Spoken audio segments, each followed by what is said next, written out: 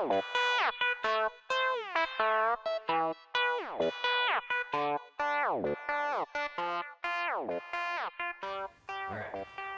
Hi, welcome to the third episode of Don't Quote Us. I'm Jeremy. My name's Steve.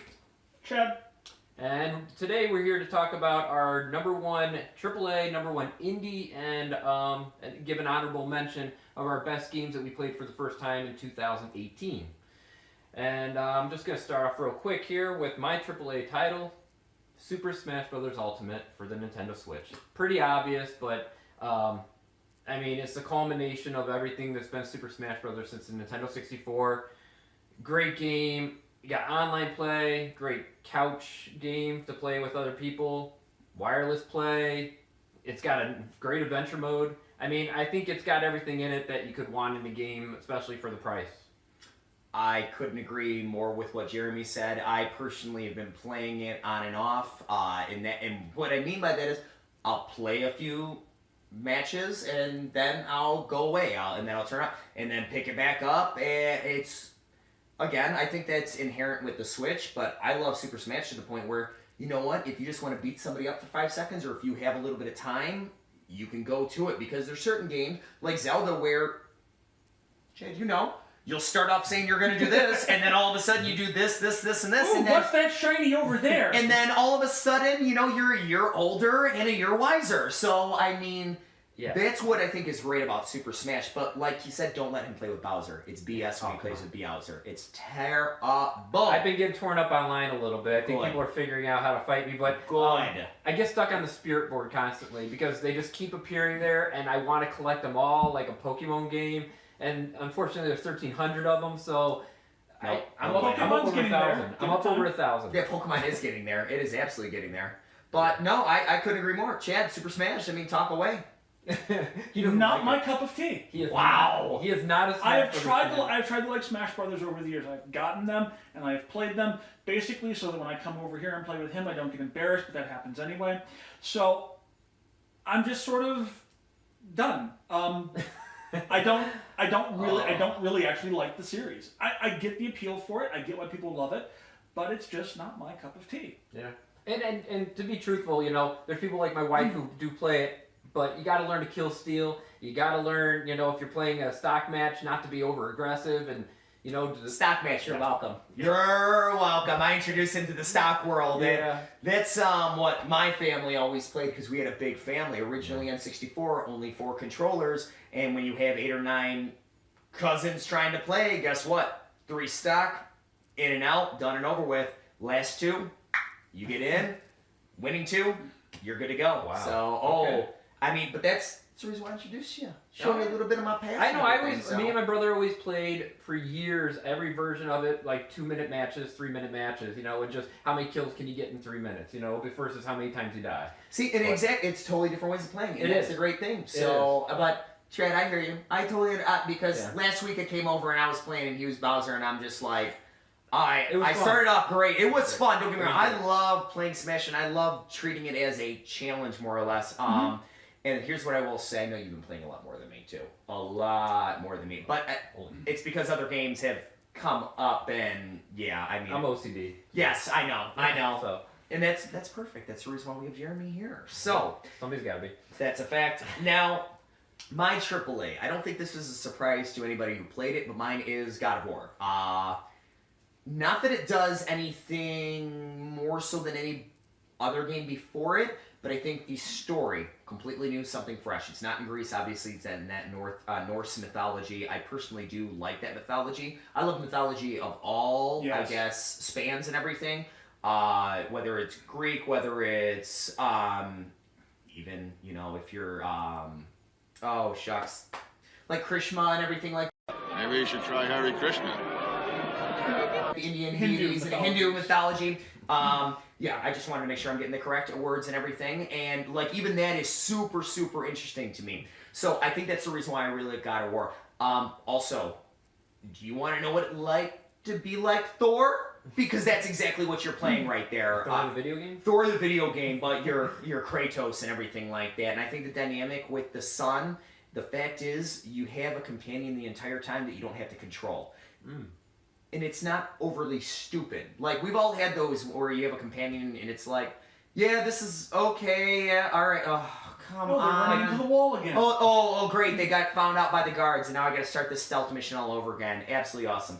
None of that whatsoever. There were some glitchy points, and if you watch YouTube, there are some funny glitchier points, but I mean, nothing that you can't handle. I mean, overall, gorgeous, gorgeous game, and it's not so much what you're seeing in front of you, it's the foreground behind it that really does flesh out the entire world. Now, I didn't want to make this my game of the year because it's everybody's game of the year and I wanted to be a little bit different, but I think truthfully God of War absolutely deserved it. But that's me. Now, speaking of companions and stuff like that, I know you can get some of that in Chance Game. Far Cry 5. Which is odd because it's not normally my typical game. I'm a huge RPG fan. And while Far Cry and a lot of these other games are starting to add more RPG elements, it essentially at its core is a first-person shooter game. Done exceptionally well. Big, beautiful, open sandbox, RPG-ish first-person shooter game.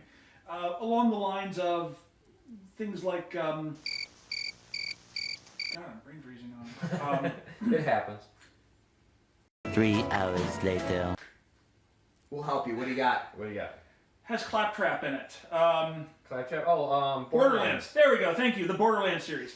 It has very similar veins in it to Borderlands in some regards, but done exceptionally well. The one thing that they've introduced now in Far Cry 5 is the companion system, and you have about 9 different companions that you can pick from. You can pick the humans, and they're fun, but if you really, really want to have fun in Far Cry 5, you go for the animals, and there's 3 of them that you can pick from. The dog is okay. My personal favorites, though, are Peaches, which is, I believe, a cougar, and Cheeseburger, who is the bear. And basically what you have in these two is you have your stealth assassin and your tank. And it's beautiful because you can head towards an enemy base, and you can send Peaches to go stealth kill somebody, and send Cheeseburger in there to tank, while I hide in the bushes and snipe people from 200 yards away. Good shot. And I love to do that. I love to do that. I will stealth an entire base. I will not kill a single person in the base, generally speaking, hopefully until I've knocked out the sirens. Have to. Must. It's a must. Yes, or if I do, I knock out the people on the way to getting to the sirens, but I will reset and do a base until I can do it without setting off the sirens. The stealth kills are fantastic. I will snipe and stealth all day long. It has a great skill system. Beautiful, beautiful environments and everything that are done on it. I gotta say, the sounds. The music. Amazing. See, and that's where I'm at now. I'm a stealth. Like Chad and I were talking before the podcast and everything and like that, and that's the reason why we were talking Far Cry 5, and that's the reason why I knew it was one of his favorite games. Now, when you're sniping with somebody and you give that precise hit, you hear your gunshot, you hear that thud, and then you watch the guy fall to the ground. Yes. I mean, it's ragdoll physics. Like, if you played a Far Cry game, just like we were talking earlier, it's the same Far Cry, but it's a different story, Exactly. upgraded guns, everything, but that's not a bad thing. I like playing these games because sometimes I want to strap C4 to a Jeep and absolutely drive it into a hostile fortress, and then guess what? Blow it up. Right. Now, which isn't stealth, which is normally the way that we both go, but every once in a while, you gotta throw a stick of dynamite into a situation and see what happens. Or drive the Thresher around and just chop people up. Oh, jeez. Oh, that's it. Yeah. The testy festy. I'm not gonna Yes. say anything more than that. If you played Far Cry 5, you know what I'm saying. I did not expect that, and I've been playing Far Cry games for a very long time. Yeah. But still to this day, they end up doing something. I'm like, oh, this is odd. This could be something you can see in the real world. Yeah. I mean, okay, deal. But I'm not going to say anything more than that, other than I personally did like Far Cry 5. If this was a top 10, it would be top 5 for me personally. So. And also, if you literally just like the idea of hunting, because it's basically set in a fictional county in Montana. Yep. It's a big, beautiful area that you can just go around and just hunt things, because you can get a bow and arrow, and just going out and bow and arrow hunting basically anything you would expect to find in the woodsy areas of Montana. You can do that, and I have literally just spent hours hunting things. It's really easy. Can you get explosive tips for the arrows? Yes. Okay, I knew you could do another Far Cry. I'm not that far into the game. He's beaten the game probably over, so I actually just got 1/3 of the game done. So I'm definitely going to be getting there. But Indy, what do you got for All right. us?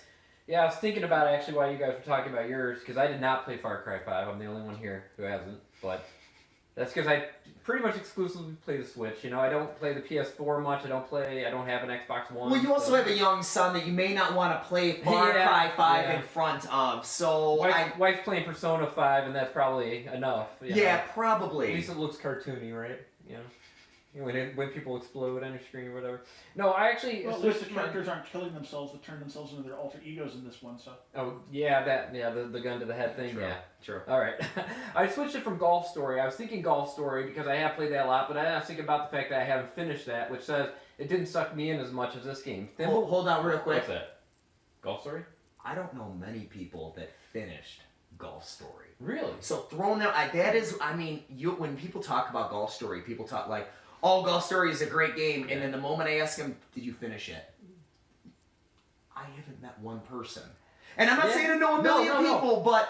I can understand why, too, because it is one... I mean, you're playing golf, and then there's a little bit of an RPG element. You know, you do level up, and you do pick your stats and everything. Is there great. an end?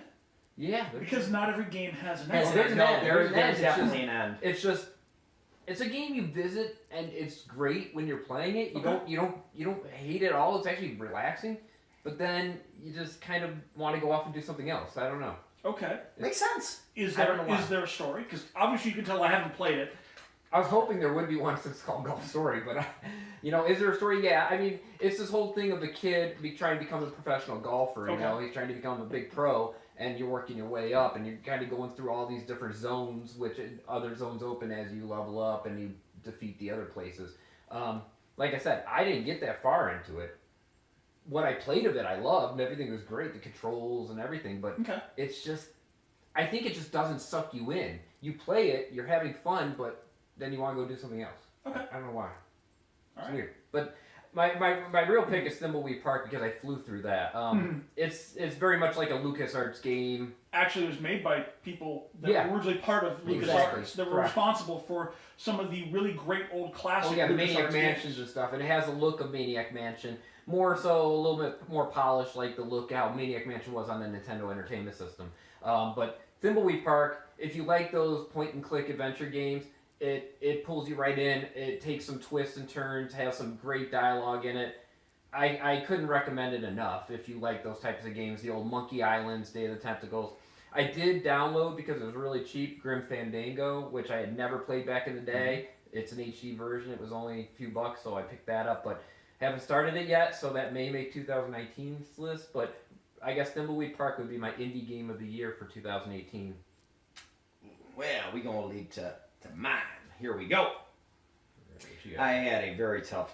I mean, if you play the Switch, if you have the Switch... Oh, yes.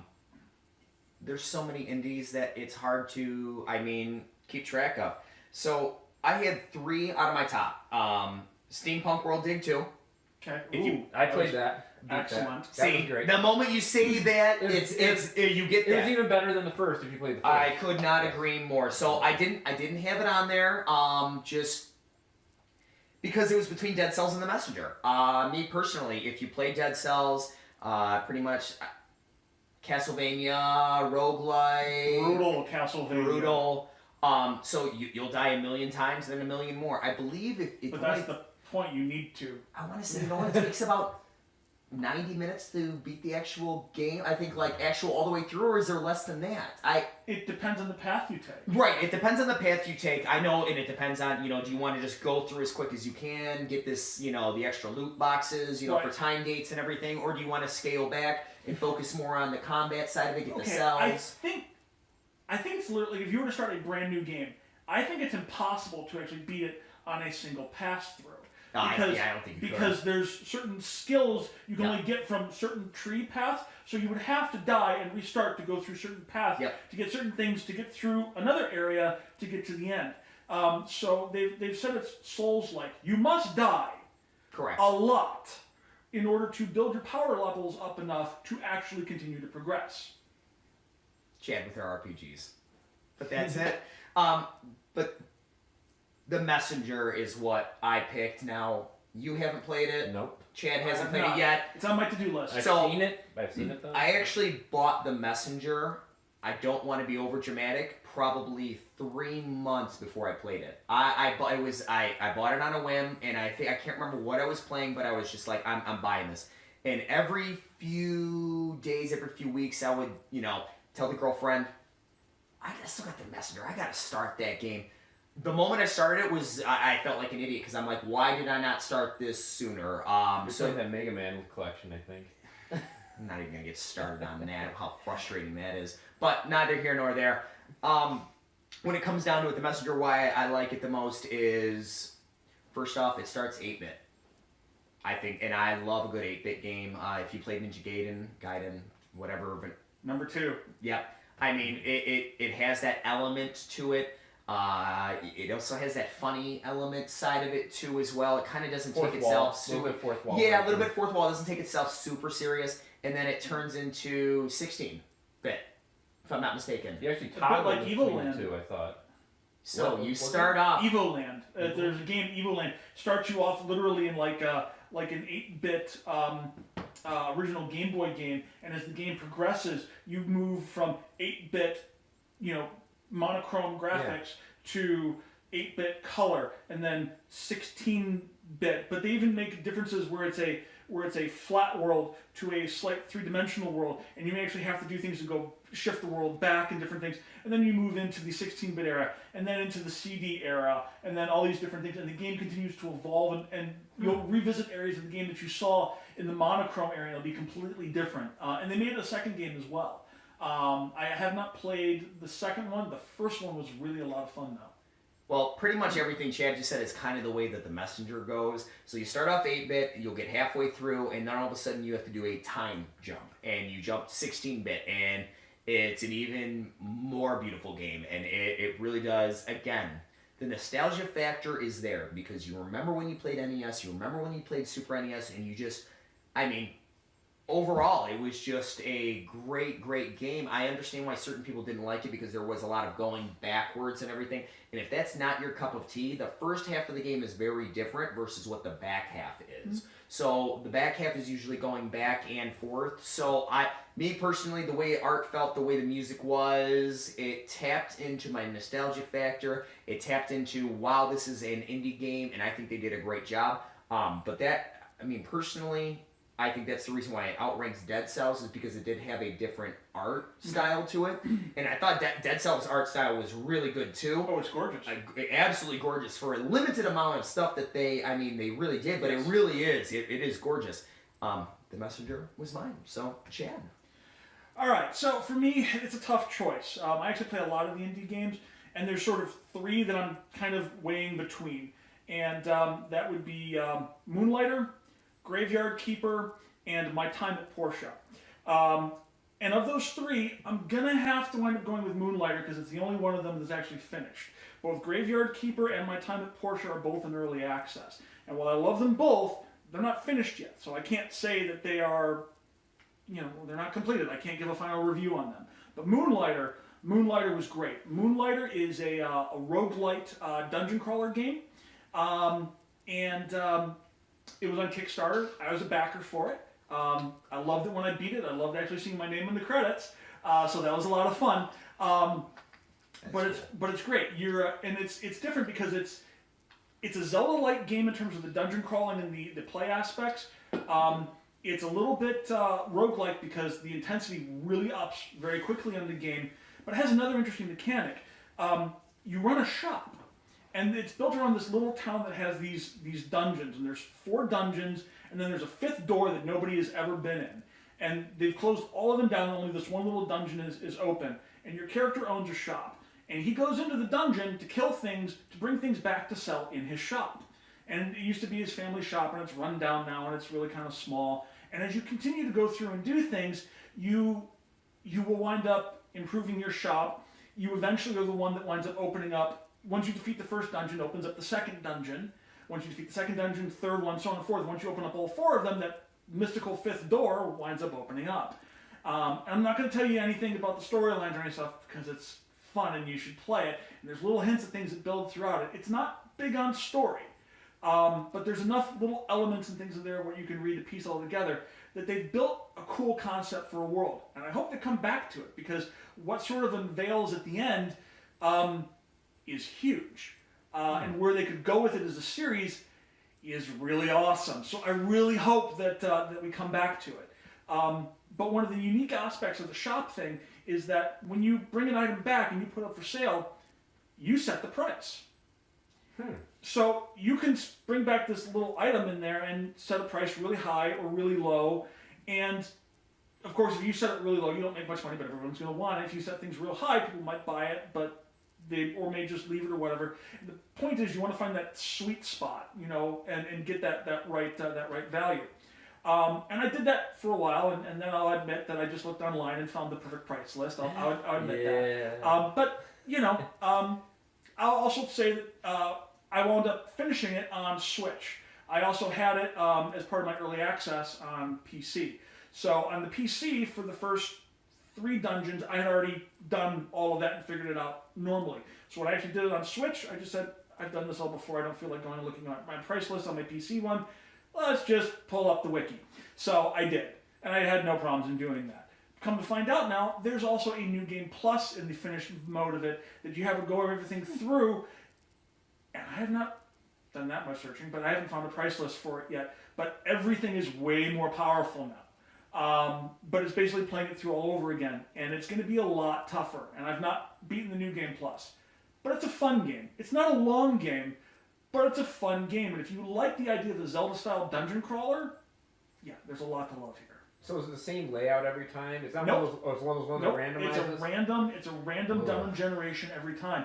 It's also random creatures, what's going to be in those rooms. And particularly when you start getting into some of the later dungeons, the 4th dungeon, there are some really tough enemies. And there have been some cases where I've run into a room where I gotta admit, it's been darn near impossible for me to defeat that room. In fact, where I died, or I literally portaled out, because there was no way, given the combination of powers in there, that I could beat what was in that room. Or ones where I just died, because I couldn't portal out because everything kept hitting me so much that I couldn't even get out of the room. Dang. So there are tough elements to it, but it's a lot of fun. Is Dead Cells like that? Is it random, or is it... Always, yeah. I mean, you'll see certain tendencies and everything, but it is 100% random. You won't see the same thing. Yeah. Is that what's happening with a lot of games? Because I don't play these roguelites, or is that what they're called, roguelites or roguelites? Well, there's roguelike, I think is the actual term. Yeah. Okay. And you are seeing that, but there's other games that are doing more things. There's another Castlevania, what they call Metroidvania style game. So similar in veins to Metroid and Castlevania, thus the merged term. These Metroidvania games, one called Chasm, which is out on the PC. Yeah, I've heard that's a good game. I've heard that's. I've heard mixed actually. Really? Okay. I haven't played it yet, but I've heard. And Chasm has a random generation. So basically, think of it like Symphony of the Night, except the castle changes shape every single time you play the game. And so you're getting games now that are having these more random generation of their level designs, and that's cool because it means the game is always going to be different. There's downsides to it because it means you're not getting a perfectly curated and crafted environment. Sure. You're never going to get a something as perfect as Symphony of the Night in a random generated dungeon. It's just not going to happen. But I mean, it does definitely adds to replay value in Oh, the very respect much that so. if it's always changing. But I just wonder how you speedrun that, because every speedrun, I mean, I guess it's RNG, just like any other game a bit. Yes. But I just wonder if they could do a Zelda, think Zelda Breath of the Wild, right? But with a kind of a roguelike thing to where it's random where all the different, places are. The original Zelda game. They could do an RNG with Zelda. They could do a randomized world. Oh, there is one. randomized There's a dungeon. randomizer for Zelda 1 and 2. Okay, And- so they could yeah. easily do that. Yeah, but for Breath of the Wild, for that to happen, That's what I don't even know how long it would take. I don't even know if the technology would really if it exists right now, or if they'd have to make it up to Minecraft.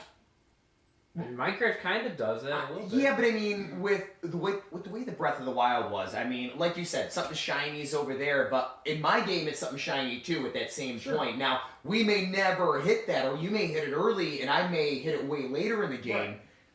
But to have a randomly, like to have Hyrule Castle in a different spot, and I can, It could be kind of cool. I'm not saying it couldn't be cool, but I mean, overall, I mean, you have a different experience because I know I had a different experience than Chad. I know you Right. probably did. Jeremy, you probably did. Just overall Zelda. To go on top of that to say, like, oh, my Hyrule Castle was in the south. Oh, Yeah. wait, mine was in the east. And then, you know, blah, blah, blah. Mine was on top of Death I- Mountain. Yeah, I think we're eventually we could see technology that allow a game on the level of Zelda to do that, but I think we're a generation or two away from Oh, yeah. that as being a possibility with a game like Zelda. Yeah. I guess that's probably the topic we can do for another day. Is that the trend? Where is gaming going? You know, it's probably something we can talk about in Depends another on the episode. genre. Yeah, because I definitely wonder. This whole roguelike it keeps expanding further and further out. It seems like Roguelike and more more. RPG elements are appearing in more and more games. Mhm. But But the roguelike isn't the randomization. The roguelike is the difficulty level Okay. of things like, Dark Souls and things like that. These brutal games. The randomization just The randomization randomization. is something else. That's not Okay. roguelike. okay. The roguelike is referring to the difficulty level. Okay. All right. Well, as always, I've learned don't something. quote us. yeah, definitely. Well, that's our Emmy, so honorable mention time, and that would lead with you, Mr. Yeah. Jeremy.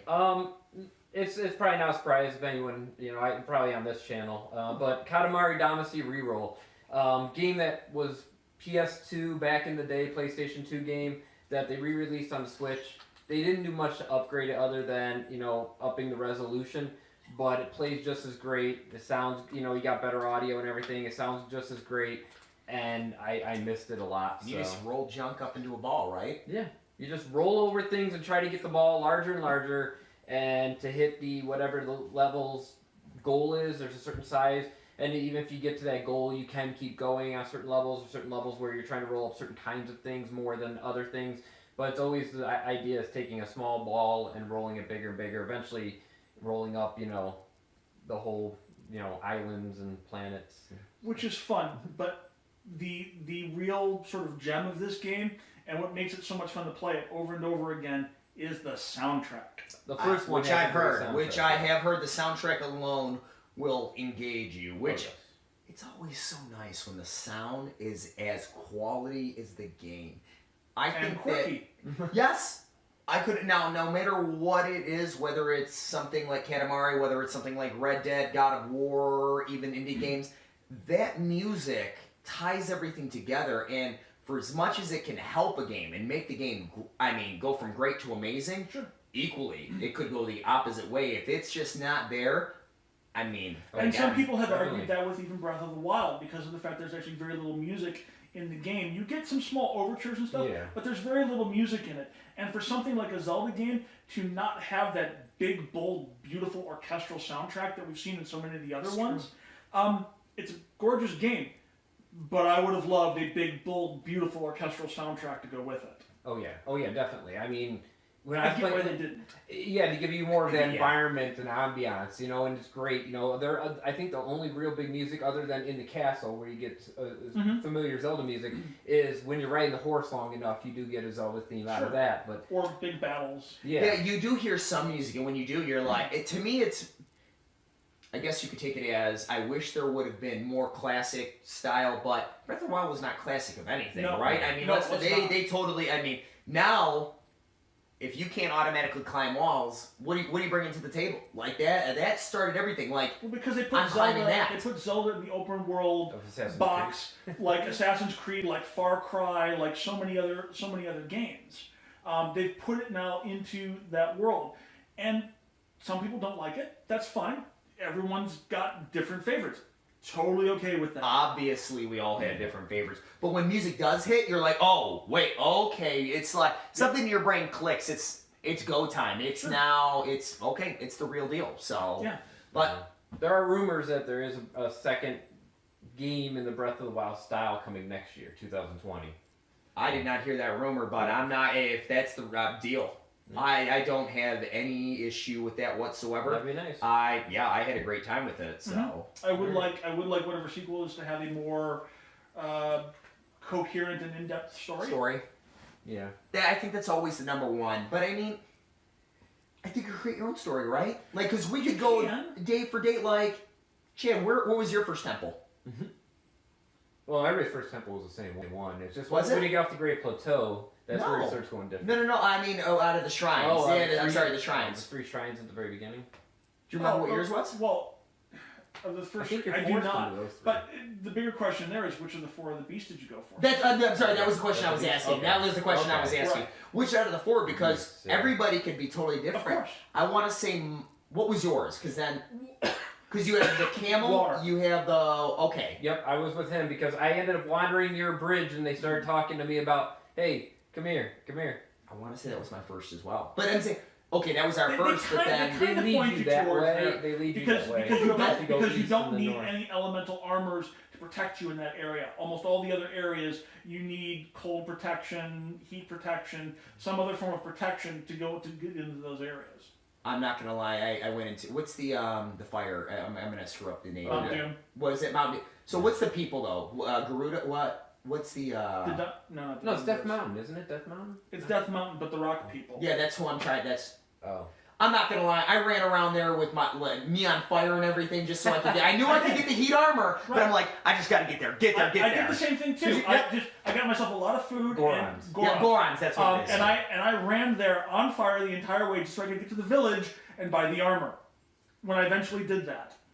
It was exciting, I wasn't didn't- it? I mean, You guys are nuts. I just went west. see. So I went west and then I went north into the wind area and and did the flying and then I went to the fire and then I went to the desert last. So lack of story leads to 3 individuals who, Chad and I, we started the same thing. We did Yeah. similar things, but Jeremy calls us crazy. And you know what? You're not wrong. But I think if you have the ability to talk with people about it, I think that the story actually opens up, and I feel better about it now. But you're not wrong. The cohesive stories sometimes, you're like, Sometimes locks you in.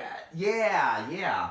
But I mean, again, that's where I'm at. I mean, music-wise, overall, I mean, again, Zelda doesn't have any issue with lack of hype. It's there for a reason, and I'm sure we could do an entire episode on Zelda Breath of the Oh, Wild. definitely. So, Definitely. I guess I'll go on to my honorary mention, and I want to say this is the hardest. I mean, all right, I'm just gonna do it because I want to talk about it. I think it should be mentioned. Red Dead 2.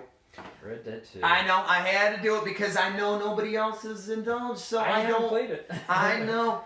I have not. I played the original, but I have not played 2. So Grand Theft Auto in the Wild Wild West? yes, but no. Okay. Yes, but no. Okay, Rockstar made it, so it is It's in that absolutely. vein. It's in the same vein. You're absolutely right. So, why I think it deserves honorable mention is I think it is so in depth. Sometimes it could be a little bit daunting in order to jump into it. Like I'm not Super Smash, like we were talking about. I could jump in and out. I could spend 2 minutes with it, and then I could back off for a half hour, like if I got to go walk the dog or something. With Red Dead, if I don't have at least 2 hours, and there I'm at, and then I also am like, oh, 2 hours long. I only have so much time in the day. Do I want to watch my new movie? Do I want to watch this? Do I want to do that? Do I want to try Far Cry 5 because I got that? So I think in the grand scheme of things, Red Dead 2 is going to be something that's going to have the longevity. If you don't play it right away, it's not going anywhere. I mean, GTA 5 has proven that Rockstar's going to continuously, I guess, bring it along. It's more or less on the online side of things. Because single player wise, there wasn't any DLC for GTA 5. It was just GTA Online. Yep. I hope that it's possible. Red Dead 1 with the zombie version. Yes. The Undead Nightmare. That game made it turn into Horror. but that gave it a second life. That was another game within that game, and Zombie Cowboys? Yes. Oh. yes, I mean, I never played it, so. Oh, I don't know. if you get a chance, you YouTube that all the way just It's like to the see. zombie apocalypse in the Wild Wild West. You could get 4 Sounds fun. horses because of the 4 horses Okay. of the apocalypse. So Oh, there was the fire one, famine. I can't remember all the other ones. As the traditional names of the horsemen Yep. are not clearly defined. Yep. Even if you go back and look at the Bible, See, boom. death is the only one that is actually named. The other ones are simply listed by color. There's been lots of variations, and I'm a huge Darksider fan, and I've had an argument with lots of yeah. people over that. Lots of people are really hurt about the fact that they changed the names of the horsemen, from what we know of so many other things. But the fact of the matter is, if you go back to the Bible, the only one that is actually mentioned by name is death. That's it. There you go. And another reason don't why quote we us. have Chad on this podcast. That's all I'm going to say. I didn't have that knowledge, neither did Jeremy. Thank you for that, Chad. I like that. Now, get back to Red Dead 2 because we love going off on our tangents, man, and I'm always a starter of it. I know I am. I'm terrible, but I like talking with these guys, so it's easy. So, Red Dead 2, when it comes down to it, it is absolutely encompassing. If you want to be a cowboy, if you want to live the life, and hold on, maybe I shouldn't say that. Because if you look at real cowboys, they weren't necessary. So if you want to know what it was like living in the wild, wild west, and you know what, civilization's all of a sudden coming, and let's be honest, this could be a good foretelling of the way that cell phones have overcome, and there's really not a whole lot you can get away with nowadays. Right. There's always a camera, there's always something. Yeah. Very similar. You have a group of outlaws trying to get away from civilization, and no matter what, stuff keeps happening. And if you played Red Dead 1, you know how Red Dead 2 is going to pan out. But just to see it unfold and the you want to raid a train? You want to go raid a train? We could go do it online right now if we had Red Dead. Oh, I've heard. That's what I'm saying. If you know what, not that you would want to, but do you want to go tie some up, put them on the tracks? Absolutely. That's awesome. But again, I think it absolutely deserves honorable mention. I also think it can be very daunting for somebody to get into it, and I can see why certain people may not necessarily, I guess, lean into it, like it. It's a lot. It is a lot, and if you're Choice not paralysis. yeah, if you're not ready for the a lot, it could pass you by. It absolutely could. I mean, it's not like it is GTA with cars and everything, or flying bikes, or whatever else they have out there. It is absolutely cowboys. It is a slower paced game. You are riding horses. Fast travel is available if you need it. But again, there's so much of that game that I have yet to play, and I've sunk hours into it. So Good for kids. I am not gonna say that your son needs to play this game or watch okay. you play this game. So no, I think we're good It's there. a Rockstar game. I don't think anyone I had below to- the age of 16 should be I playing a stopped Rockstar playing Grand game. Theft Auto when he was like 1 month old because I was worried about him sitting there and listening to it and picking it up, Good to go. No problem. But that's my honorable mention. Chad, let's finish with you. That's a tough one. So, given the fact that I listed the 2 other indie titles off earlier, I'm going to go with one of those in my honorable mention. And between the 2, I'm probably going to have to go with My Time at Portia. My Time at Portia is a game that kind of falls similarly in line with kind of some of the farming type games almost, except it's not farming, it's crafting. But there's some farming-esque elements to it as well. There's also a surprisingly decent dungeon crawling and combat system built into it. Just PC, Chad, by the way? So far, just PC. Okay. Again, it's just right now still in early access. Once it's finally done, much like other games like Stardew Valley, I would expect that we could see console releases of that. And honestly, if I could pick any game, it would be Stardew Valley because I play that more than anything right now. But of the games that I've played with that first time, My Time at Portia, basically you run sort of a crafting shop. I haven't been back to it in a while. They've done a lot more updates on it. I need to get back to it. Big town, lots of characters, lots of things to interact with. Eventually, along that Harvest Moon Stardew Valley line, you can see that there's the beginnings of romance options for your characters. There's going to be building storylines and things in it. Again, I only played it during the very, very early access. I need to go back to it. But there's a lot of potential. There's a lot of beautiful things to see in it. Big, beautiful, gorgeous looking 3D world. I'd imagine the graphics are probably going to get better as they go with it. And there's just a lot to enjoy. And I just want to let you know, looking at the internet here, we have it is coming. The internet. It is coming for the Switch, and they said they announced it back in January. It looks like of last year, but you know there is no date, just a coming soon. So, you know, some point it is destined for the Switch. Even though I already have it on the PC, I will almost certainly wind up getting it on the Switch. I do a lot of my gaming on my Switch. I do also a lot of gaming too on my PlayStation. The only one of the current consoles that I don't have is an Xbox. Although I love Xbox, 360 was the king of that generation for me. All right. Well, there we go. There's our best games of 2018 that we played, and you know we got a lot of games coming out in 2019. I'm already looking forward to, but that's something we can talk about in another video. We need to slow down. There's just too many. I have a backlog that is absolutely insane. I'm playing through Far Cry. Got Red Dead. I'm not even. I got my Switch is just chock full. I mean, I gotta attempt at beating Dead Cells and everything. But you're absolutely right. 2019 is going to be an absolutely crazy year. It's going to be a good one. I hope that Nintendo has an equally as good year as they did the first year. I think that's going to be very difficult. But I think they're starting on. They do need to bring it. But they let the indies take care of the second year with a little bit of their B list, you know, games and everything. And then we all know that PlayStation, Xbox, they're winding down and getting ready for their next gen and everything, which is fine with me. I've had a great time with my Xbox One. That's what I have. I also have a PS4, but kind of opposite. I typically only play the big single player games, and then that's it because my friendship base is on the Xbox and everything. So, but I mean, that's 2019. That's another video. This is Don't Quote Us. My name's Steve. Jeremy. And Chad. Bye. Bye. Good job. Good job.